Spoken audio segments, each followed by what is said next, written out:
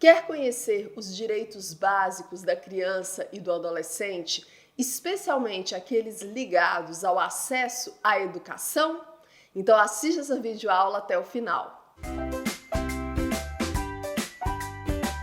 Olá, seja bem-vindo ao meu canal. E essa videoaula é uma gravação especial para os meus alunos e alunas, da área da educação que assistiram, ao mini curso que eu ministrei na nossa primeira jornada da educação. E aí eu prometi, que eu iria produzir um vídeo reproduzindo aqui os pontos principais, que eu abordei com os meus alunos e alunas na aula, para eles poderem rever, para eles assistirem quantas vezes eles quisessem. Então, este vídeo foi produzido, com muito carinho para todos aqueles que acompanharam o meu mini curso na Jornada da Educação. Já adianto aqui que eu utilizei três principais obras como referência. Na verdade, uma nem uma obra, o Estatuto da Criança e do Adolescente, que é aí a nossa legislação de referência quando a gente fala deste tema, não a única, mas a principal. Utilizei também a obra prática no Estatuto da Criança e do Adolescente, do professor Gediel Claudino de Araújo Júnior, e o Estatuto da Criança e do Adolescente comentado, Doutrina e Jurisprudência, do professor Walter Kenji Ishida. Se você está assistindo esse vídeo, é só você olhar no material de referência ou aqui embaixo, na descrição, quais que são as obras, para você, se você quiser conhecer um pouco mais. Então vamos iniciar aqui a captura de tela. Então, pessoal, quais são os direitos básicos da criança e do adolescente, Que direitos são esses, principalmente aqueles que se relacionam ao acesso à educação, que é a temática do nosso estudo? Então, eu desde já dou boas-vindas a vocês, Sejam bem-vindos e sejam bem-vindas. Espero, que vocês consigam aprender um pouco mais com essa videoaula, que vocês consigam se interessar por este tema que é tão importante aí, para os profissionais da área da educação e também do direito, de outras áreas, claro. E eu que sou a facilitadora deste momento para vocês. Meu nome é Camila, alguns aqui já me conhecem. Eu sou advogada, sou professora universitária, também tenho formação na área da educação, sou licenciada em letras, português e inglês. Trabalhei durante muito tempo na educação básica também, principalmente com o conteúdo de língua inglesa. Então, sou filha de professora, neta de professora, sou apaixonada por este tema da educação. Tenho uma especialização na área da educação, também pelo UFMG, e o mestrado interdisciplinar em gestão integrada do território. Já deixo aqui de referência para vocês, as minhas mídias sociais. Tem uma fanpage em que eu posto notícias de concursos, um Instagram em que eu posto dicas de estudos, tem o site e tem o canal do YouTube em que eu posto videoaulas, dicas para quem está estudando, indicação de livros, dentre outros temas aí. Pessoal, recentemente o Estatuto da Criança e do Adolescente ele fez 30 anos. Ele é de 1990, em 2000 ele fez 30 anos.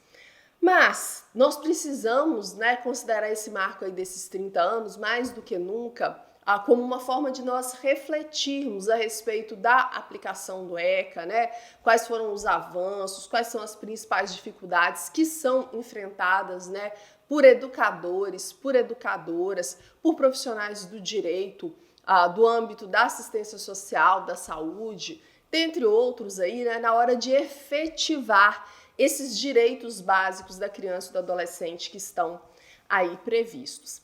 E aí, para nós iniciarmos o nosso estudo sobre esses direitos, é super importante nós partirmos aí da Constituição Federal de 88, a nossa Constituição da República. A Constituição estabelece, lá no seu artigo 227, que é dever da família, da sociedade e do Estado assegurar a criança, ao adolescente e ao jovem com absoluta prioridade direitos, né, a efetivação de direitos. E quais direitos que são esses? Direito à vida, direito à saúde, à alimentação, educação, lazer, profissionalização, cultura, dignidade, respeito, liberdade, né, convivência familiar comunitária, além de ser dever também, e aí note que existe uma responsabilidade compartilhada, né, entre família, sociedade e Estado, existe uma responsabilidade de colocar nossas crianças, adolescentes e jovens a salvo de toda forma de negligência, discriminação, exploração, violência, crueldade e opressão. Esse artigo 227, ele é reproduzido lá no Estatuto da Criança e do Adolescente. O Estatuto da Criança e do Adolescente também fala sobre essa responsabilidade compartilhada pela efetivação de direitos. E aí, o Estatuto da Criança e do Adolescente fala que é dever da família, da sociedade, da comunidade e do poder público assegurar aí a observância, né, desses direitos. Então aí está estabelecida a chamada doutrina da proteção integral, né, que estabelece que crianças e adolescentes precisam ser integralmente protegidos por eles serem pessoas em situação de desenvolvimento e que cabe a todos. A responsabilidade é conjunta, de forma igualitária, né, a efetivação desses direitos.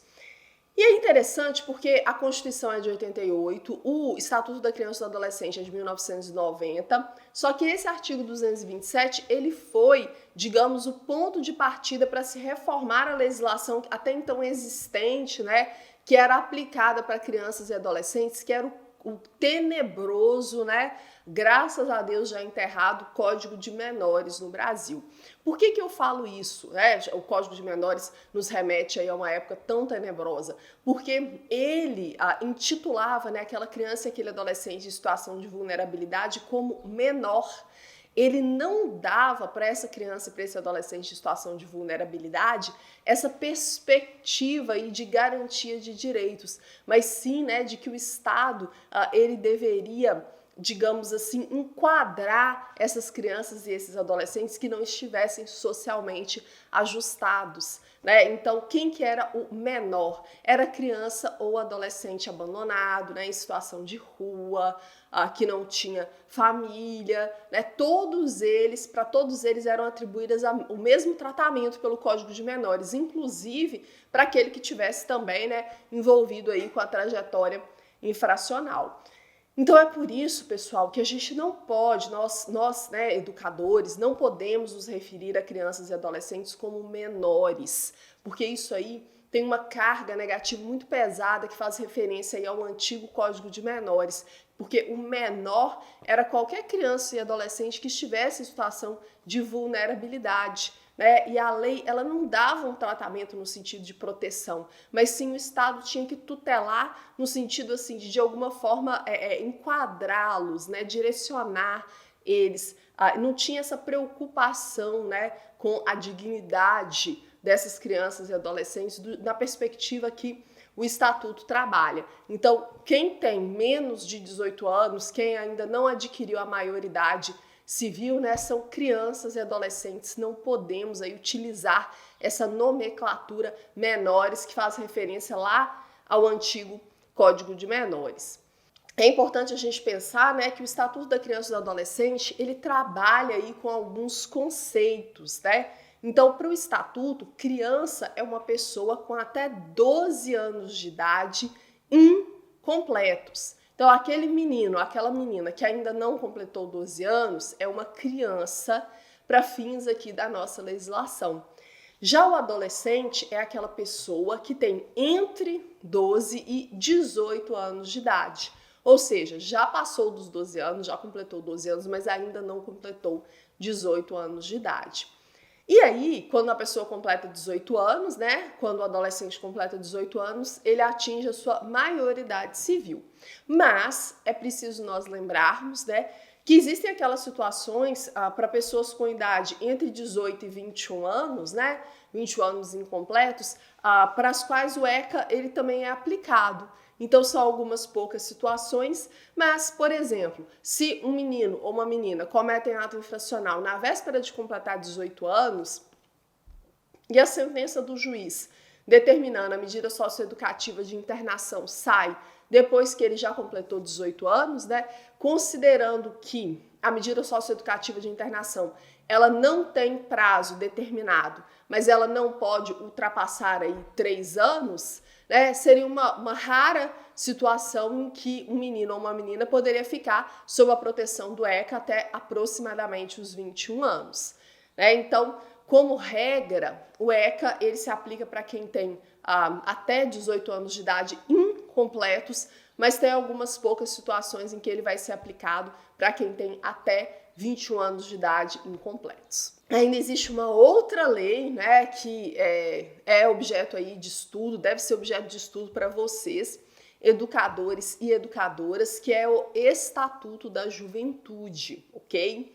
Então, para efeitos, né, do Estatuto da Juventude, que é a Lei 12.852 de 2013, são considerados jovens aquelas pessoas que têm idade entre 15 e 29 anos de idade.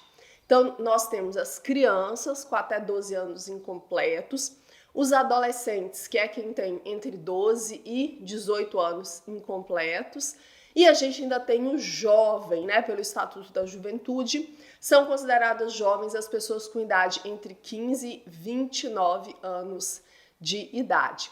E aí é claro, né, que se a pessoa tem entre 15 e 18, vai caber duas leis de referência para ela, tanto o Estatuto da Criança e do Adolescente quanto o Estatuto da Juventude. Mas o próprio Estatuto da Juventude fala, né, que para aqueles que têm entre 15 e 18 anos, o Estatuto da Juventude é aplicado, né, naquilo que não conflitar, né, naquilo que não contradisser o ECA, ok? Então, é só para vocês ficarem atentos aí, porque nessa faixa etária a gente tem duas legislações de referência.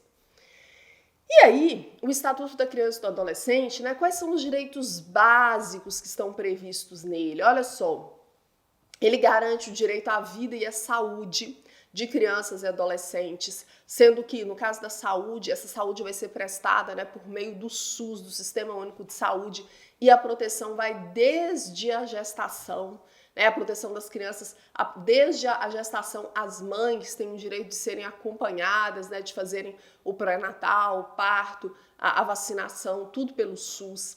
Crianças e adolescentes têm o direito à liberdade, né, liberdade de ir e vir, claro que respeitados aqueles lugares, né, que elas não podem permanecer devido à faixa etária, mas liberdade de ir e vir, de crença religiosa, de participação na vida política da forma, né, que a lei permite, que a lei determina, direito ao respeito, à dignidade, direito à convivência familiar e comunitária. Crianças e adolescentes têm o direito à educação, depois eu vou falar um pouquinho mais sobre o direito à educação, à cultura, ao esporte e ao lazer, direito à profissionalização e à proteção no mercado de trabalho. Lembrando que a idade mínima para alguém trabalhar no Brasil é aos 14 anos, a partir dos 14 anos, mas na condição de aprendiz, ok?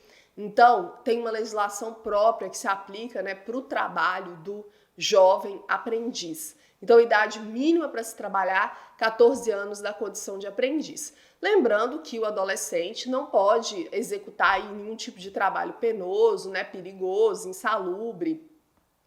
O adolescente também não pode executar trabalho noturno em nenhum lugar que o ambiente não esteja compatível com a sua condição de pessoa em desenvolvimento. Então, o adolescente não pode trabalhar em bar, servir bebida alcoólica, em contrato com cigarro, né? A adolescente não pode trabalhar aí em casas noturnas, né? Casas de shows, dançando, porque isso aí tudo interfere, né? Vai contra aí a sua dignidade de pessoa que está em desenvolvimento, expondo, né, essa criança ou esse adolescente a riscos que são aí inadequados para a sua faixa etária.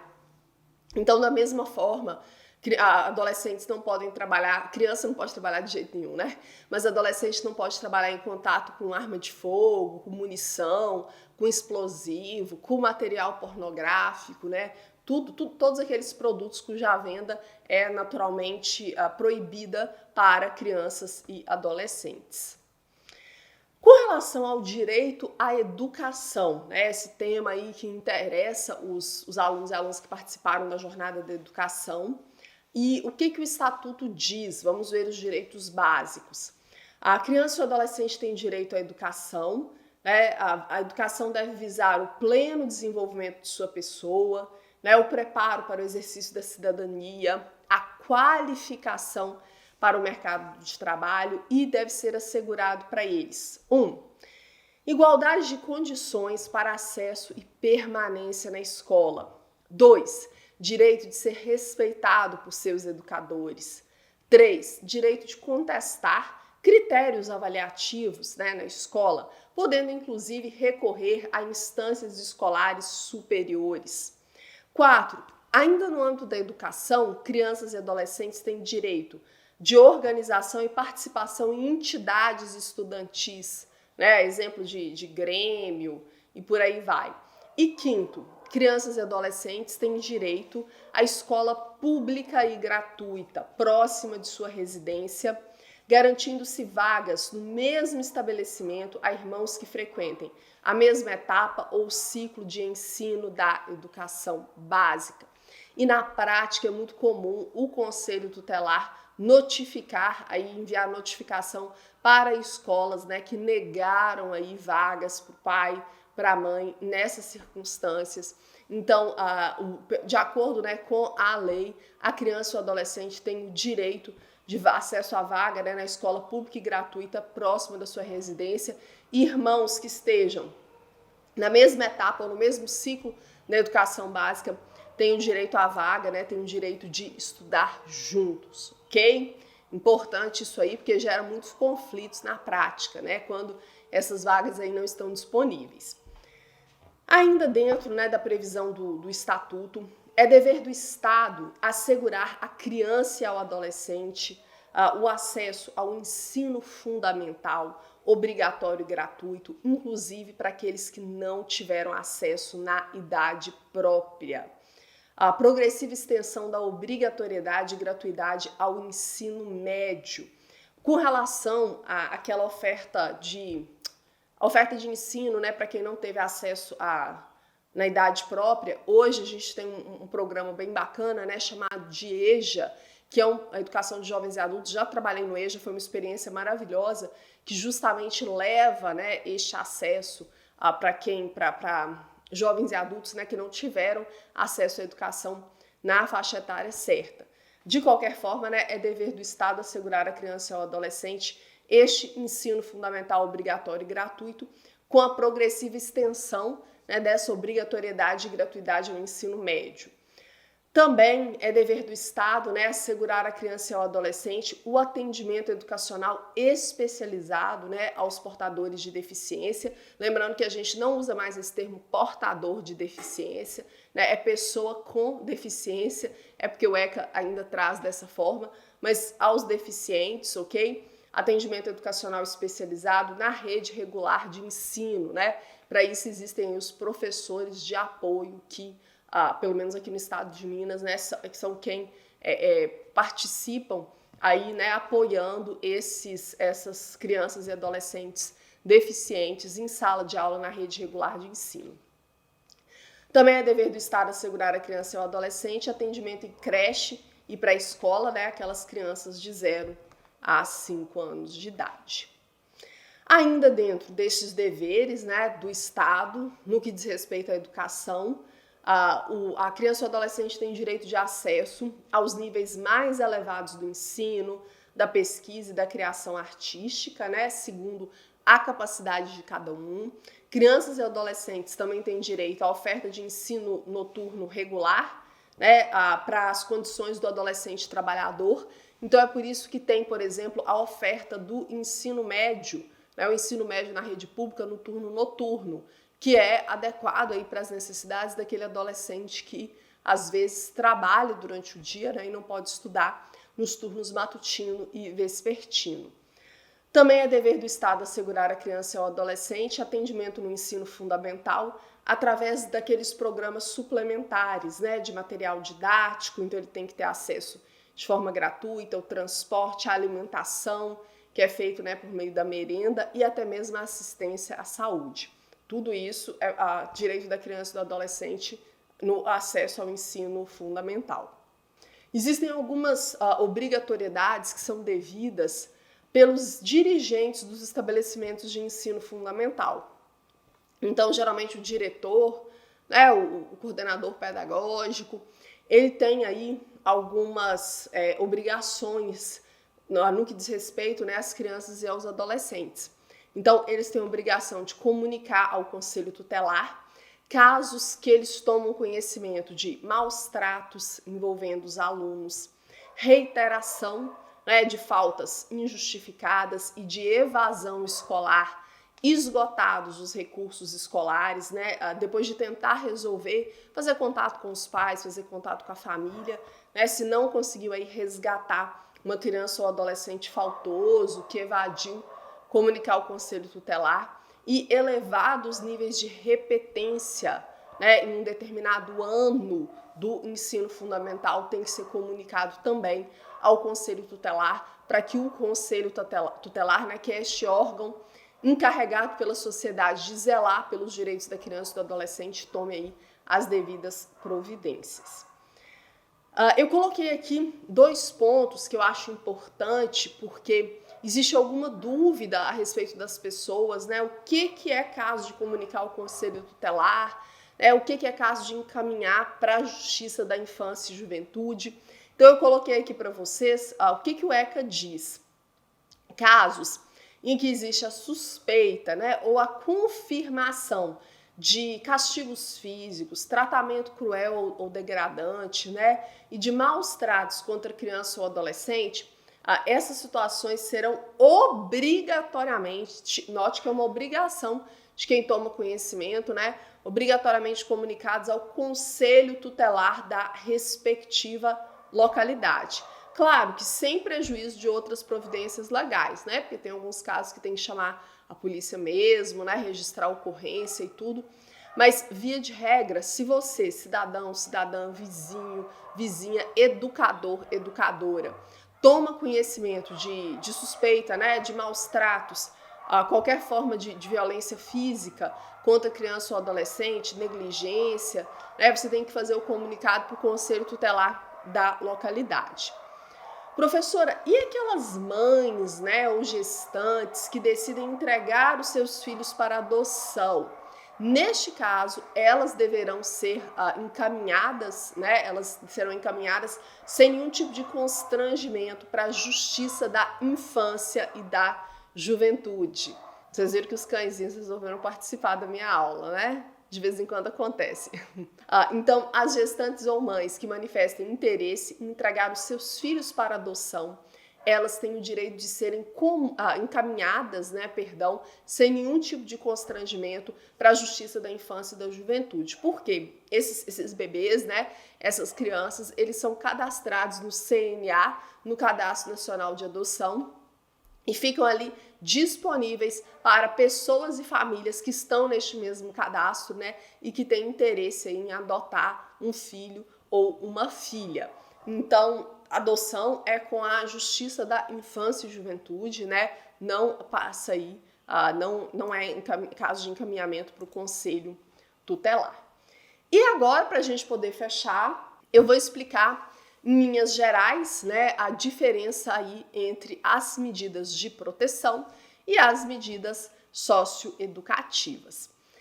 Gente, as medidas de proteção, né, nas palavras do professor Araújo Júnior, é uma expressão que indica, né, atitudes judiciais ou administrativas que vão ser tomadas pelas autoridades competentes para poder impedir ou remediar lesão ou perigo de lesão a direitos da criança e dos adolescentes, ok? Então, quando há direitos da criança e do adolescente sendo violados, a autoridade administrativa, né, o conselho tutelar ou, em alguns casos, apenas o juiz da vara da infância e juventude aplicarão, tanto para crianças quanto para adolescentes, medidas de proteção.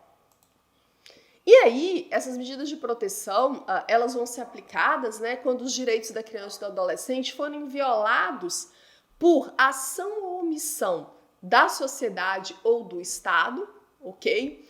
Por falta, omissão ou abuso dos pais ou responsável, então os pais ou responsável que deveriam zelar por esses direitos que cometem este abuso, ou esses direitos foram violados em razão da própria conduta de crianças e adolescentes. E aí, como eu falei, né, a depender da medida, essas medidas de proteção vão ser aplicadas pelo Conselho Tutelar ou pela autoridade judiciária. Agora eu vou apresentar para vocês um panorama geral das medidas de proteção, destacando aquelas que só o juiz da vara da infância e juventude pode aplicar, e depois nós veremos, né, um panorama geral das medidas socioeducativas. Então, medidas de proteção conforme o estatuto. Encaminhamento aos pais ou responsável, mediante termo de responsabilidade. Orientação, apoio e acompanhamento temporários. Todas essas aí o Conselho Tutelar aplica. Pode ser determinada ainda a matrícula e frequência obrigatória em estabelecimento oficial de ensino fundamental. Pode ser determinado, né, em favor de crianças e adolescentes, a inclusão em serviços e programas oficiais ou comunitários de proteção, apoio e promoção da família, da criança e do adolescente.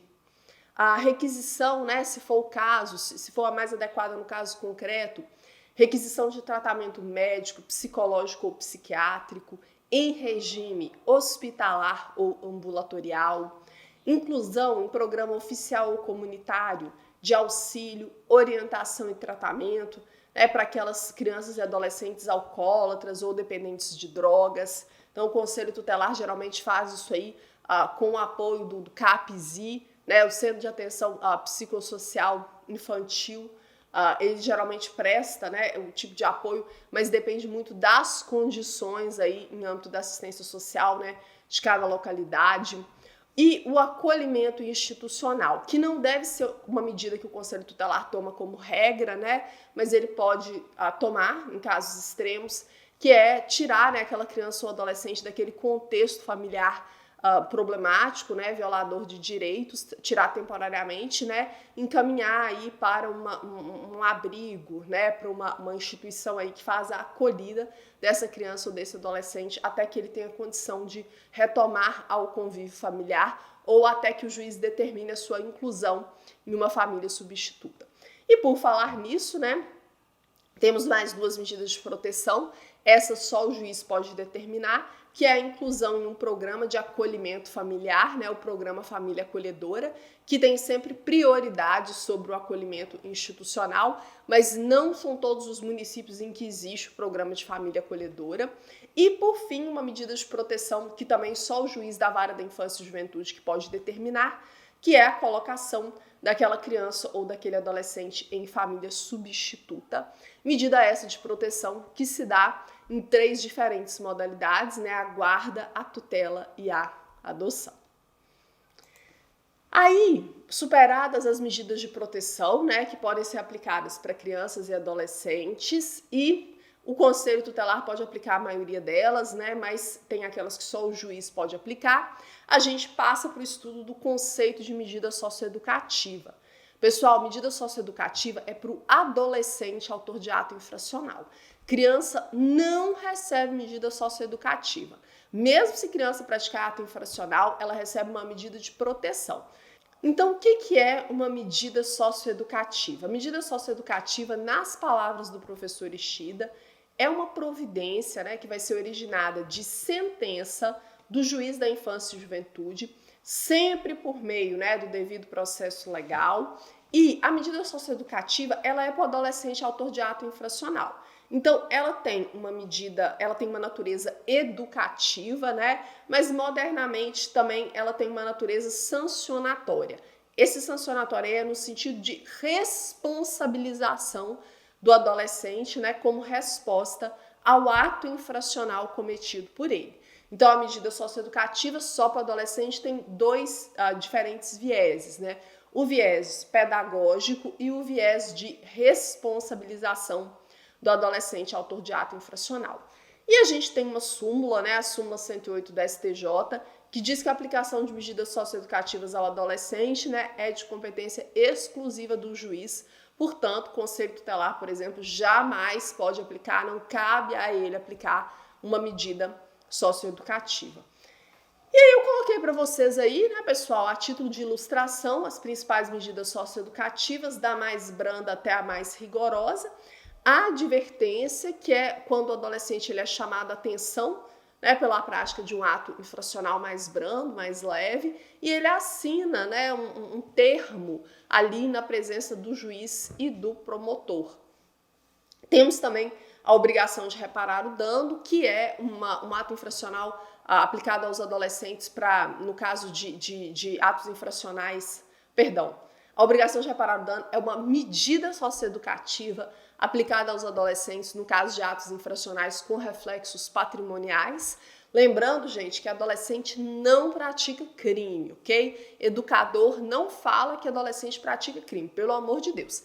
O adolescente, ele pratica ato infracional. Então, a obrigação de reparar o dano é uma medida socioeducativa aplicada para o adolescente autor de ato infracional que tenha reflexos patrimoniais. Então, o juiz pode determinar, por exemplo, que ele restitua a coisa que ele furtou, né? Se ele, sei lá, pichou um muro, se ele quebrou alguma coisa, o juiz determina que ele conserte, que ele pinte, né? Qualquer coisa aí nesse sentido para reparar o dano causado pelo ato infracional. Em seguida, a gente tem aí mais duas medidas que são cumpridas em meio aberto, né? Que são executadas aí com o auxílio dos municípios, pelos municípios, que é a prestação de serviço à comunidade e a liberdade assistida. Na liberdade assistida, o adolescente fica sendo acompanhado por um orientador que vai promovê-lo socialmente, né? Acompanhar aí se ele está indo na escola, frequentando algum curso profissionalizante, né? Tentar arrumar um emprego para ele, dentre outras formas, né, de inseri-lo na sociedade. Ele fica sendo acompanhado. E a gente tem as medidas, né, que são aí em meio fechado, que são a semiliberdade e a internação, que já são executadas pelos estados. Lembrando que na semiliberdade o adolescente ele estuda, ele trabalha fora do estabelecimento, fora da casa de semiliberdade, ele se recolhe, né, só nos horários aí determinados, só noturno, por exemplo, mas ele estuda, né, em uma escola próxima aí à casa de semiliberdade, ele trabalha, ele participa de cursos. E a internação, o adolescente, como regra, ele fica internado, né, no centro socioeducativo. Ele até pode sair para realizar atividades externas, né, a critério da equipe técnica. Ele só não vai poder sair se o juiz entender que não. Mas na internação, né, existe uma escola que fica dentro do centro socioeducativo, e a ideia é que o adolescente ele fique, né, a maior parte do tempo desempenhando ali as atividades dele pelo tempo, né, que for fixado pelo juiz, que não tem tempo determinado, mas não pode ultrapassar 3 anos dentro do estabelecimento em que ele cumpre, né, essa medida socioeducativa de internação. Pessoal, espero que vocês tenham compreendido, né? É uma videoaula bem básica que fala aí de forma introdutória sobre os direitos da criança e do adolescente. E se você gosta destes conteúdos, né, deixa um like, comenta aqui embaixo se você está assistindo pelo YouTube. Um grande abraço e até mais!